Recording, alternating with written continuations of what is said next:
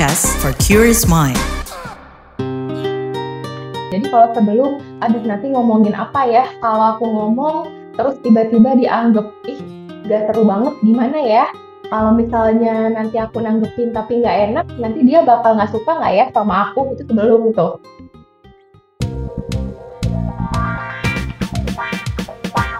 Disko, diskusi psikologi. Halo Warriors, selamat datang kembali di podcast Disko, diskusi psikologi persembahan kantor berita radio KBR bareng Into the Light Indonesia. Hapus stigma, peduli sesama, sayangi jiwa. Apa kabarnya Warriors? Semoga tetap sehat selalu dimanapun kamu berada. Ditemani oleh suara renyahnya Don dan juga kebawelannya Mine ya. Ini hari ini gue agak gak fokus karena masih agak sedikit emosi. Hari ini gue berusaha nelponin Don tuh susah gitu. Kenapa sih Don? Ya maaf kan antara sibuk dan emang ya lebih suka lewat teks lah.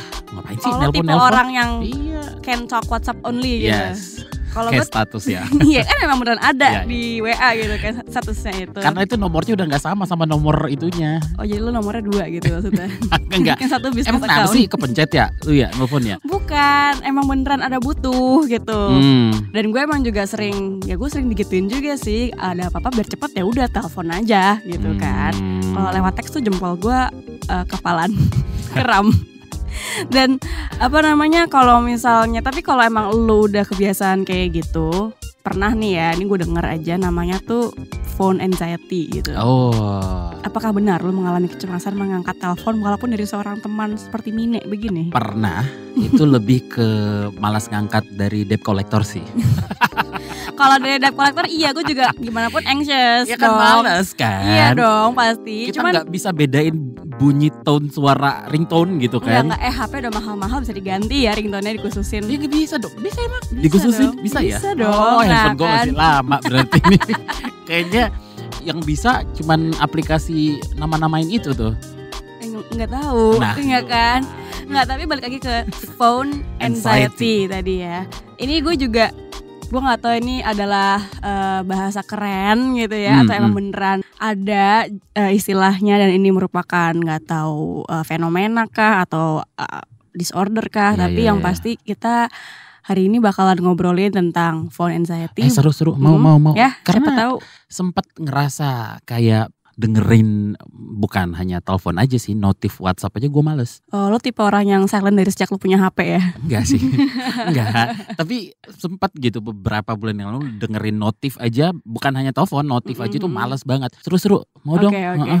Ya supaya kita bisa lebih sehat lah ya menggenggam HP itu. Hari ini kita kedatangan bintang tamu nih ya, barengan sama Kak Eliana Dwi Farisandi, SPC, MPC, psikolog selaku psikolog klinis dan juga dosen prodi psikologi Universitas Pembangunan Jaya. Kita sapa dulu kali ya. Hai Kak Eli. Hai Kak Eli. Selamat siang, kami nih, Kak Don. Iya. Selamat siang. Gimana nih Kak Eli, tipe yang can talk WhatsApp only atau sleep mode gitu ya? Atau busy, available? Available every time ya. Oh, suka orangnya reliable gitu. Oke, Kak Eli, pengen tanya Kak, apa sih itu sebenarnya phone anxiety? Phone anxiety kan sebenarnya ada 2 kata ya, ada kata phone dan ada kata anxiety. Jadi cemas untuk bertelepon. Jadi kalau secara harafiah nih, phone anxiety adalah suatu kecemasan atau kekhawatiran yang berkaitan dengan telepon. Jadi kalau kita mau buat panggilan telepon atau mau menjawab panggilan telepon dan kita ngerasa cemas, rasanya kayak jantungnya berdetak lebih cepat, keringet dingin gitu ya, dan rasanya udahlah nunggu mati aja nih baru di chat. Tadi kenapa? Maaf ya nggak bisa telepon nih. Nah bener nih kayak status can talk WhatsApp only. Kayak gitu sih. Keringat dingin, jantungan, lebih ke debt collector sih kali. Gue ngalamin itu sih Don. Gue ngalamin itu kalau gue mau nelfon orang. Jadi kayaknya debt collectornya gue. Oh gitu. Bahkan malah lu yang lebih. Tapi gue sering kayak gitu, keringat dingin. Aduh gue mau nelfon ini nomor. Oh gitu. Gue ngomong apa ya? Ya Allah gitu. Tapi Kak Eli, apa sih faktor ya penyebab munculnya phone anxiety ini? Oke, yang pertama adalah telepon itu kan kasih kita banyak tekanan ya. Kalau kita chat, biasanya kita baca dulu nih chatnya udah benar atau belum. Kalau belum benar ya kita hapus, kita tulis kembali gitu ya. Tapi kalau telepon, nggak ada tombol hapus nih. Siaran Jadi apa yang langsung kita gitu ya. ungkapkan betul, Hmm. pasti ada resikonya dan kita nggak bisa undo ya. Itu yang Hmm. pertama. Yang kedua, itu nggak ada petunjuk visual gitu ya. Kalau kita tatap muka langsung atau video call, kita bisa lihat kontak matanya, gestur tubuhnya. Tapi kalau telepon, kita cuma dengar suara doang. Dan Hmm. ketika kita bicara, yang kita dengar juga suara kita gitu ya. Jadi rasanya canggung banget, nggak nyaman banget. Apalagi kalau udah ada jeda nih, kita diem, orang yang kita telepon juga diem. Wah, Hmm. ada apa nih gitu kan. Hmm. Nah, dan yang ketiga, kadang-kadang kita bingung ya, mau ngobrolin apa sih, mau balas apa sih, mau ngapain sih. Jadi mending kalau chat kita masih bisa mikir nih, oke, tanggapannya kayaknya ini lebih baik deh. Oke, kayaknya dibalasnya nanti aja deh. Tapi kalau di telepon harus here and now, saat ini harus mikir tanggapannya secara langsung, yang kadang-kadang itu ngebuat kita cemas sih. Urgent calls only. Oh, urgent Iya, calls only iya, tuh iya. juga bikin berdebar-debar sih ya. Beneran urgent gak sih? Kata enggak gitu kan. Gue kalau emang udah urgent ya gue Mm-mm. telepon gitu. Oh, oke. Apalagi kalau nggak dibalas-balas nih WhatsAppnya. Jadi lo ngejar gitu ya.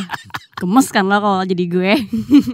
Iya, iya, iya. Here and now ya Kak Iya. Eli. Nah, bicara tentang here and now itu berarti anxiety atau mungkin tanda-tanda atau gejala dari orang yang mengalami phone anxiety ini tuh terjadinya emang here and now juga. Hmm. Kayak tadi contoh yang kita sempat sebut ya, pas lagi udah pegang telepon atau pas mau terima telepon.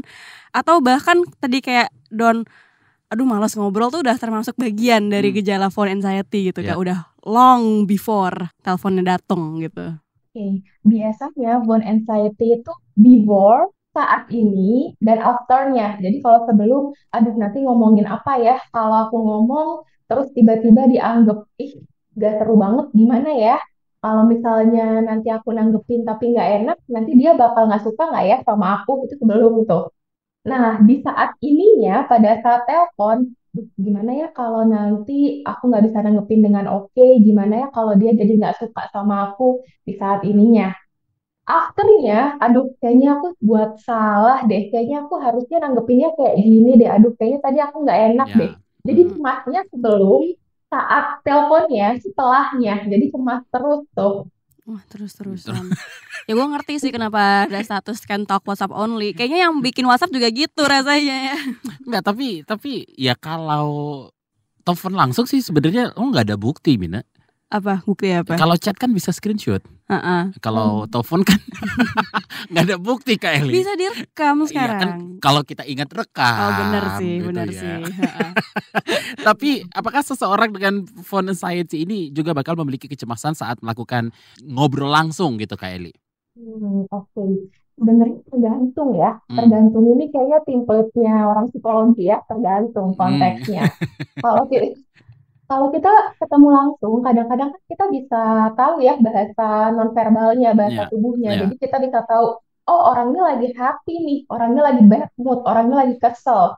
Tapi kalau kita telepon, kita nggak tahu nih. Jadi kadang-kadang sering banget terjadi miskom, kayaknya nih orang nuduh aku deh, padahal dia lagi bercanda. Tapi nggak kelihatan hahaha-nya gitu ya. Akhirnya, ya kayaknya dia beneran lagi jelek-jelekin aku nih, lagi nuduh aku nih, lagi ini nih, lagi lebih banyak asumsi dibandingkan dengan ketika kita ngobrol langsung ya kita udah tahu nih bahasa tubuhnya, gerakan wajahnya, kontak matanya kayak gimana. Tapi menarik sih apa yang dibilang Kelly ini. Tapi waktu kita chat ya Kelly, kita bisa menulis hahaha tapi tanpa ketawa. Iya. Malah ironisnya di situ ya kadang-kadang ya. Iya nggak sih? Hahaha wk. Kita lagi manyun aja gitu. Iya kayak gitu kan. Sedangkan kalau teleponan tuh kayak oh ya padahal lagi happy. Kenapa ya? Kenapa gadget atau gawai itu menghilangkan aura-aura positif kita? Anyway, ini seru banget obrolannya. Tapi sebelum lanjut kita break dulu ya. Disko, diskusi psikologi. Oke Google, cariin apa yang lagi trending sekarang dong. Yang lagi viral, yang lagi hits. Aduh kamu ini tahunya cuma nyur doang. Lah, dia nolak. Aku bilangin Siri nih. Ya sudah jangan ngambek dong. Kamu cukup buka kbrprime.id lalu cari what's trending. Semua dibahas tuntas dengan narasumber yang kredibel, jadi bisa buat referensi kamu. Wah iya nih, keren banget ya. Setiap hari lagi. Betul, dari Senin sampai Jumat. Jangan lupa hanya di kbrprime.id atau di aplikasi podcast lainnya. Makasih ya Mbah Google. Hei kamu ini, saya masih gadis, kenapa dipanggil Mbah? KBR Prime, podcast for curious mind. Come on yo, buat yang suka nyebar hoax, you better listen to this one. Check this one out yo. Hati-hati kalau baca kabar Hoax, jangan langsung disebar kabar yang hoax, kalau mau tahu kabar benar atau hoax, dengerin cek fakta yang pasti bukan hoax, dengerinnya setiap Senin yang jelas bukan hoax. cuma ada di kbrprime.id Betul. dan aplikasi podcast lainnya. Hoax, Sudah cukup hoaxnya? hoax, Cukup. Jaga emosi, tahan jari, verifikasi sebelum dibagi. Saya Aribowo Sasmito, Ketua Komite Pemeriksa Fakta Mafindo. KBR Prime, podcast for curious mind. Disko, diskusi psikologi. We're back Warriors, kita masih di Disco, diskusi psikologi, dan kita lagi ngomongin seputar phone anxiety barengan sama Kak Eli. Nah, Don dan Kak Eli sambil tadi break, gue juga sempat ngecek nih ya. Ternyata seseorang yang gak suka ditelepon biasanya tuh merupakan generasi milenial. Untung bukan kita berdua ya Don. Lu apa? Gak tahu gue apa. Krisis identitas. Wah, ini juga berdasarkan survei ya dari retail gadget Bank MySell ya, yang melibatkan sekitar 1.200 responden dengan rentang usia milenial tuh 22 hingga 37 tahun. Lo iya gak? Oke, lanjut. Oke, berarti kita masih juga gitu. Dan ini surveinya di Amerika Serikat ya, di bulan Oktober 2018 yang lalu. Ada beberapa alasan nih yang ditemukan oleh mereka. Dan ternyata sebanyak 75% responden mengatakan panggilan telepon itu menghabiskan waktu gitu soalnya. Alasan kenapa mereka akhirnya kayak gak usah angkat telepon aja gitu ya. Mereka tuh gak suka basa-basi di awal dan akhir obrolan via telepon. Orangnya straight to the point gitu. Sunda pisan. Nah, sementara menurut mereka komunikasi via chatting itu lebih ringkas dan tidak kikuk. Mereka juga bisa melakukan hal-hal yang lain ya sembari chatting sehingga lebih produktif dan efisien waktu. Nah, survei lain mengemukakan mereka sedang terburu-buru, takut dimintai pertolongan hingga khawatir dikonfrontasi secara verbal. Sebanyak 81% responden milenial dalam penelitian mengatakan kerap gelisah ketika hendak menelpon. Ini tuh jadi kayak semacam gak bisa quote unquote sosialisasi gitu loh, dan lebih nyaman dengan bahasa teks gitu ya. Nah, Kak Eli, jadi akhirnya ketika orang punya phone anxiety ini tuh sama nggak sih kayak orang yang punya social anxiety disorder malahan? Memang kecemasan dalam berbicara di telepon atau phone anxiety itu merupakan salah satu bentuk dari social anxiety disorder. Karena social anxiety disorder ini kan gangguan kecemasan yang berkaitan dengan interaksi sosial. Salah satunya adalah phone anxiety. Tetapi tidak semua orang SAD itu pasti punya phone anxiety. Dan nggak semua orang yang punya phone anxiety itu pasti punya SAD. Ini ketolong sih sama zaman pandemi dulu, nggak bisa ngangkat telepon di kereta, di MRT, di Jakarta. Ketolong banget kan? Gue lagi di kereta, padahal lagi tiduran. Yang lagi malas aja gitu telepon. Ini orang-orang kayak Don nih, butuh pertolongan profesional nggak sih Kak? Gue mengasih fakta loh. Nggak bisa. Apa kabar kalau misalnya orang tuh kangen sama suara lo Don? Dengerin di sekolah. Oh iya. Tapi Kylie, kapan sih si phone anxiety ini butuh pertolongan gitu loh? Apa batasannya sampai harus bertemu profesional, Kylie misalnya? Oke. Jadi kalau saya sih biasanya pakai 4B ya. Jadi yang pertama adalah defiance. Jadi kalau sudah ada penyimpangan, di mana biasanya kalau penyimpangan ini lebih cocoknya kayak ke pencurian, pokoknya menyimpang dari norma-norma sosial gitu ya. Yang kedua adalah distress. Kalau udah kanannya itu melebihi kapasitas diri kita. Jadi misalnya, aduh, tiap teleponan atau tiap mau nelpon itu cemasnya parah banget, sampai sesak nafas, sampai keringat dingin, sampai panik banget. Nah, yang ketiga adalah dysfunction. Jadi kalau dysfunction itu sudah merambah ke kehidupan sehari-hari. Rasanya jadi susah tidur gitu ya. Jadinya cemasnya tuh terus-terusan dan tidak menurun intensitasnya. Jadi overthinking terus-terusan. Dan yang keempat adalah danger. Danger itu kalau sudah membahayakan diri sendiri atau membahayakan orang lain. Salah satunya adalah menyakiti diri sendiri. Kalau seenggaknya sudah ada dua, minimal aja dari empat ini, yuk segera ke psikolog ataupun ke psikiater. Hmm. Tapi ini jadi ada pertanyaan dari gue deh Mine. Tapi kan sekarang itu banyak banget nih Kylie itu telepon ya. Dari nomor kita itu udah kemana-mana gitu ya. Iya kan? Kesebar datanya. banyak nomor gak dikenal. Banyak nomor yang gak dikenal tiba-tiba nelpon aja. Ya siapa tahu itu debt collector juga atau siapapun itu gitu lo tuh kan. butuh bantuan ya sebenarnya. Banyak banget gue ituin kata-kata debt collector ya. Setiap udah mendekati nih akhir bulan nih Mina, mulai males nih sorry ngangkat banget telepon. gue juga lagi butuh bantuan. Jadi misalnya gitu Kylie, kan itu banyak sekali telepon dengan nomor yang gak dikenal. Itu membuat kita jadi malas ngangkat telepon sebenarnya. Itu bisa menyebabkan kita jadi phone anxiety. Mungkin bisa dibedakan ya antara males ngangkat telepon dengan cemas. Kalau males ya udahlah, mending chat aja, lagi nggak pengen bicara aja. Nah, kalau cemas, aduh nanti bicara apa ya? Aduh nanti kalau misalkan salah ngomong terus tiba-tiba dia nggak suka sama aku gimana ya? Banyak pertanyaan-pertanyaan what if, gimana kalau lebih kayak gitu. Gimana nih Kak caranya supaya bisa mengatasi, let's say ini sebuah gangguan tapi ya bukan SAD tadi ya, tapi ya phone anxiety. Gimana lah bisa kita atasi kecemasan ini gitu. Apalagi kan kita kalau berhadapan dengan situasi yang urgent ya untuk ditelepon ataupun menelpon gitu. Oke.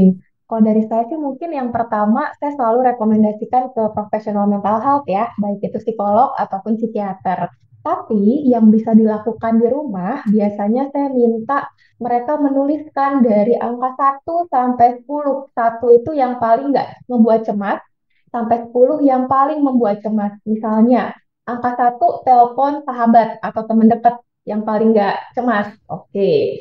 Yang kedua, telepon orang tua. Yang ketiga, telepon rekan kerja. Yang keempat, telepon customer service misalnya. Dan yang terakhir adalah menelpon atasan. Nah, kita buat behavioral eksperimen atau buat eksperimen. Oke, bisa nggak kita coba telepon sahabat dulu? Aman ya, nggak cemas ya. Oke, naik tingkat nih. Sekarang telepon orang tua. Oke, ada cemasnya dikit. Oke, yuk latihan. Sampai cemasnya menurun. Udah oke, naik lagi sampai ke yang paling ngebuat cemas. Nah, biasanya sebelum telepon itu perlu teknik pernapasan dulu ya, biar nggak cemas-cemas banget. Jadi latihan pernapasan, tarik nafas, tahan, keluarin sampai beberapa kali. Kalau sudah cukup oke, baru silahkan menelpon. Nah, kalau sudah oke, naik tingkat sampai semua tingkat terpenuhi, berarti sudah lulus gitu. Kalau belum terpenuhi, ya berarti perlu diulang sampai akhirnya lulus. Ini kalau misalnya ikut kelas kayak kelas public speaking tuh ngaruh nggak sih Kak ke cara mengatasi? Karena kan kadang-kadang kita mau telepon sama temen, kita udah kenal, kita nyaman, tapi ketika tadi misalnya yang paling ekstrim tuh yang paling bikin deg-degan telepon sama atasan, ya masa kita mau tes water gitu kan. Telepon sama atasan itu udah pasti order kerjaan. Iya. Bukan nggak ada yang lain itu. Terus kalau ditanya sesuatu yang susah kan kita kayak dek gitu kan, kayak kita harus jawab apa gitu. Nah kalau kita ikut kelas public speaking itu kayak ngebantu untuk paling nggak merespon dengan tidak takut-takut gak sih Kak? Atau nggak tahu ya, mungkin tadi aku nanya juga apakah ada tips selain eksperimen dan juga breathing exercise gitu. Nah, sebenarnya oke juga sih untuk public speaking, karena kadang-kadang kecemasan dalam menelpon itu kan karena kita khawatir mau jawab apa ya. Nah, public speaking ini membantu kita untuk menanggapi dengan cara yang baik dan kita udah punya map-nya nih, gitu. Jadi kalau kita berlatih public speaking, baik itu secara Zoom, secara daring ataupun luring, itu juga bisa membantu kita untuk menata kalimat sehingga nantinya kita nggak terlalu cemas nih ketika berhadapan dengan orang lain. Lebih ke ini ya, menata kalimat, terus Iya. juga lu cepet tanggap. Cepet tanggap itu sih. Vocab lu tuh banyak tuh di belakang. Kadang kalau bikin anxious tuh emang kayak tiba-tiba gue gagu gitu loh. Iya gak sih? Iya. Tapi udah keburu jalan gitu argometer durasi teleponnya. Oke, mungkin terakhir ke Kak Elin, ada tips lainnya nggak sih Kak biar kita nggak ke ke phone anxiety ini gitu loh. Kalau dari saya, cemas itu emosi yang wajar ya, Ya. emosi yang dirasakan oleh semua manusia. Nah, tapi kalau itu sudah mengganggu, kalau itu sudah ngebuat kita jadinya nggak produktif, nah itu perlu nih dikelola. Karena kadang-kadang penyebab kecemasan tuh banyak banget. Kita perlu tahu dulu nih akarnya yang mana, sehingga kita bisa kelola dengan baik. Jadi nggak apa-apa, nggak perlu buru-buru, tapi pelan-pelan dikelola dari yang paling tidak membuat cemas sampai yang paling membuat cemas. Intinya tetap bertumbuh, tetap belajar. Karena kita manusia kan pembelajar seumur hidup ya. Jadi kalau ada hal yang kita nggak tahu, yang kita cemas, yuk dikelola sehingga tidak berdampak buruk di kehidupan sehari-hari kita. Jadi kalau cemas angkat telepon atasan, bukan phone anxiety ya Kylie? Agak TikTok ya. Karena lo males gitu ya. Kalau cemas angkat telepon atasan, kamu resign ya. Terima kasih Kylie yang sudah bersedia untuk sharing pengetahuannya tentang phone anxiety di episode kali ini. Episode kali ini hasil kerjasama dengan Universitas Pembangunan Jaya. Kita juga mau bilang terima kasih banyak ya untuk para warriors yang sudah mau mendownload dan setia mendengarkan podcast ini. Dengan mendengarkan podcast ini, semoga kita bisa membantu menghapus stigma di masyarakat. Lebih peduli juga terhadap orang-orang di lingkungan sekitar. Dan tentunya jangan lupa untuk selalu menyayangi jiwa sendiri ya. Sampai ketemu lagi di podcast episode selanjutnya. Dengarkan terus di kbrprime.id. Gue Mine. Gue Don pamit undur diri. Bye-bye.